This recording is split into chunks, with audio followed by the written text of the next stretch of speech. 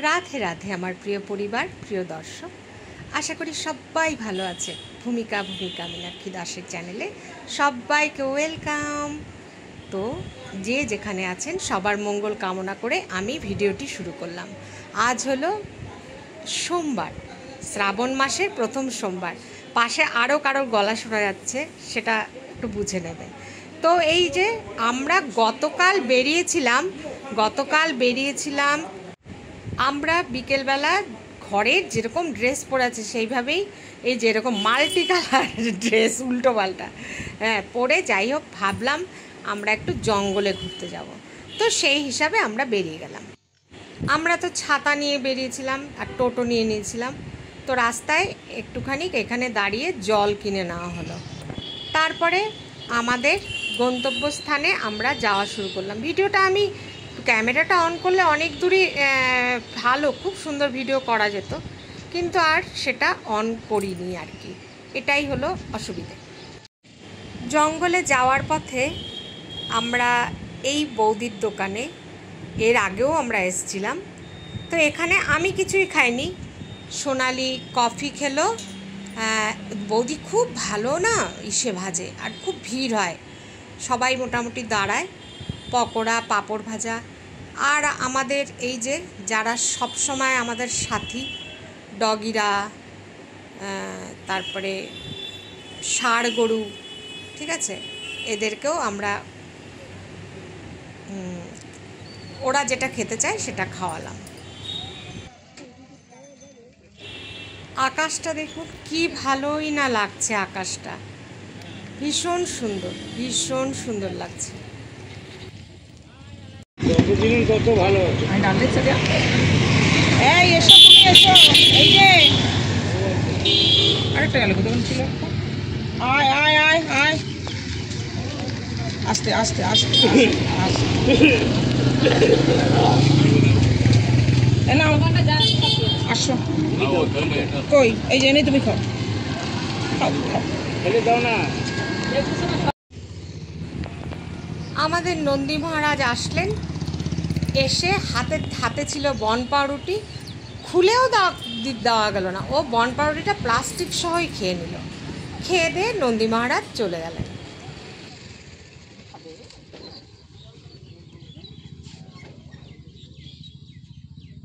ও খাবে না ওইসব।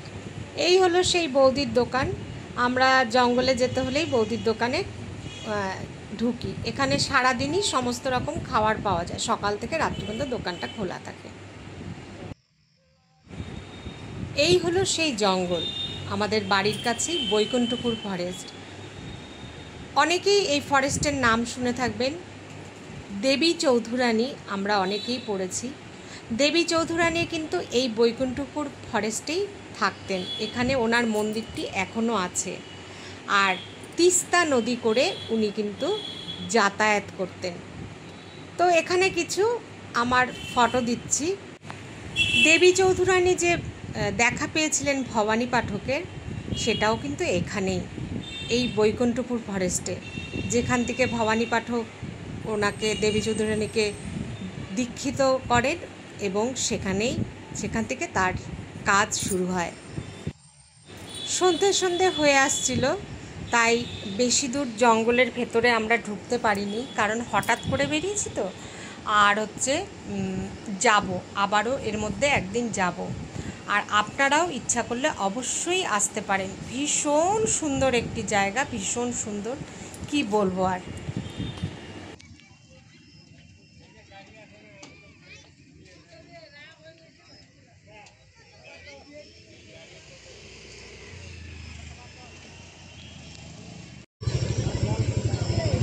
জঙ্গলের ভেতরে একটা নদী, যেটা শহর শিলিগুড়ির ভেতর দিয়ে গেছে। দেখুন কি সুন্দর, সবাই টাইম স্পেন্ড করতে, মোটামুটি রবিবার দিন। আপনারা অনেকেই শুনে থাকবেন বৈকুণ্ঠপুর ফরেস্টের নাম, এটা হচ্ছে সেই বৈকুণ্ঠপুর ফরেস্ট। আমরা যেহেতু সন্ধ্যা হয়ে যাচ্ছে আর বেশিটা ভেতরে গেলাম না। কেমন লাগলো এই ফরেস্টটা আমাদেরকে জানাবেন। ঠিক আছে,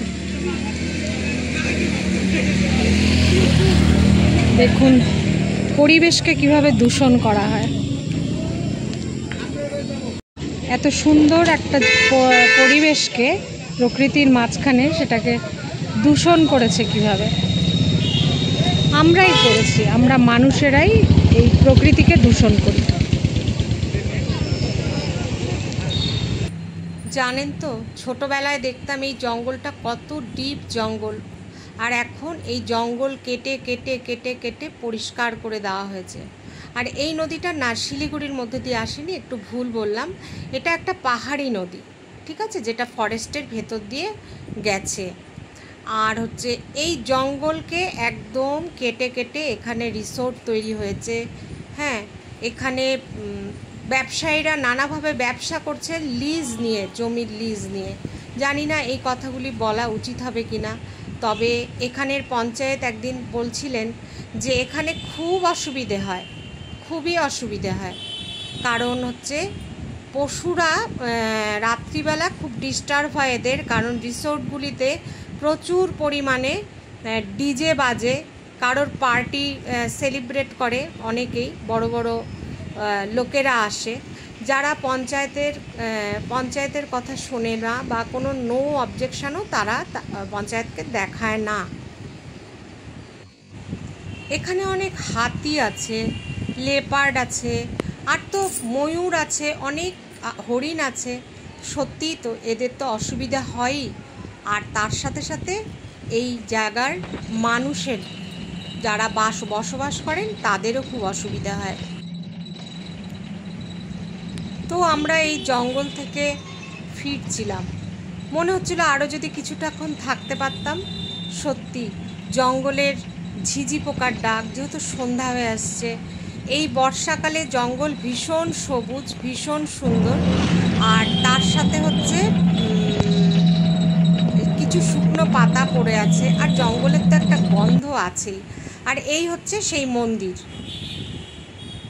এই মন্দিরটিকে সাজানো হয়েছে এই আজকে যেহেতু সোমবার, আজকে প্রচুর ভিড় হবে। এটা আমরা গতকাল গিয়েছিলাম রবিবার দিন, তখন সন্ধ্যা হয়ে আসছে, আমরা মন্দিরে আর ঢুকিনি। তো আজকে এই মন্দিরটায় অনেক লোকের সমাগম হবে। তো এই তো অনেক কথাই জানালাম আমাদের এখানকার জঙ্গল সম্পর্কে। জঙ্গলের ওখানে যারা বসবাস করে, সত্যি তাদের মুখে শুনলে শোনা যায় যে তারা এখন কত অসুবিধে আছে। ঠিক আছে, ভিডিওটি ভালো লেগে থাকলে প্লিজ লাইক, সাবস্ক্রাইব, কমেন্ট আর শেয়ার তো করবেনই। আর এখন একটা নতুন দেখতে পাচ্ছি, হাইপ করা। আমি এখনও সেটা সম্বন্ধে পুরো ক্লিয়ার ঠিক জানি না, তবে হাইপ করবেন। এর মধ্যে আমাকে একদিন সর্বানিধি লিখেছেন যে উনি আমাকে হাইপ করেছেন। তো যাই হোক, নতুন নতুন অনেক আপডেট হচ্ছে। তো এই যে বৈকুণ্ঠপুর ফরেস্ট, আপনারা যদি আসতে চান আমাকেও এখানে কমেন্ট করতে পারেন।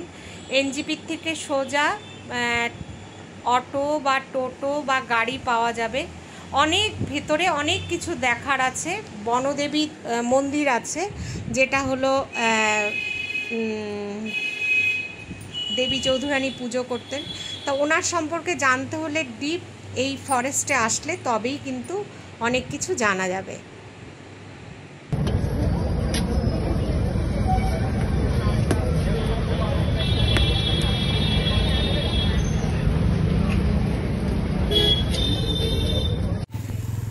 আমি প্রকৃতিপ্রেমী প্রচণ্ডভাবে, তাই যতটুকু সম্ভব সেইটুকু আপনাদের সাথে শেয়ার করেছি, নিজেও উপভোগ করবার চেষ্টা করেছি।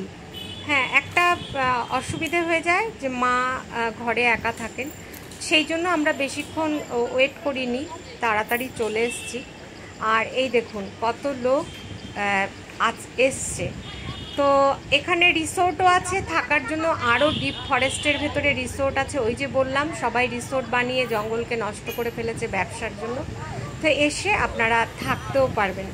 আর আবারও বলছি, কন্ট্যাক্ট করতে পারেন আমার সাথে, আমি ব্যবস্থা করে দিতে পারবো থাকার এইখানে। সেইটুকু আমি আপনাদেরকে বলতে পারি।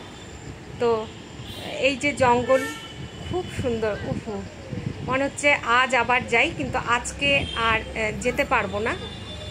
আজকে আমার বান্ধবীকে, যে অসুস্থ, এর আগে আমি বলেছিলাম ওর অ্যাক্সিডেন্ট হয়েছে, ওকেই একটুখানি দেখতে যাব। ভালো করে কান পাতলে শোনা যায় ঝিঝি পোকার ডাক, ভীষণ সুন্দর লাগছে। আর এই দেখুন অনেক রিসোর্ট আছে কিন্তু, ঠিক আছে, সুতরাং থাকারও কোনো অসুবিধে এখানে নেই।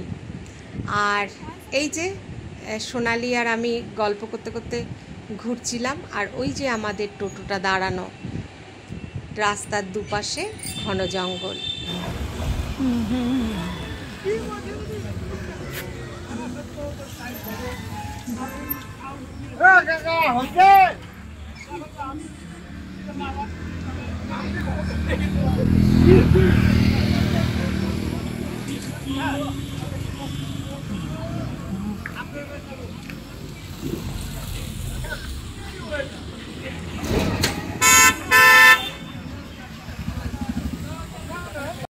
শুভ সকাল বন্ধুরা, রান্নাঘর থেকে আজকের দিনটা শুরু করলাম, যদিও গতকালের ভিডিও অ্যাড করব।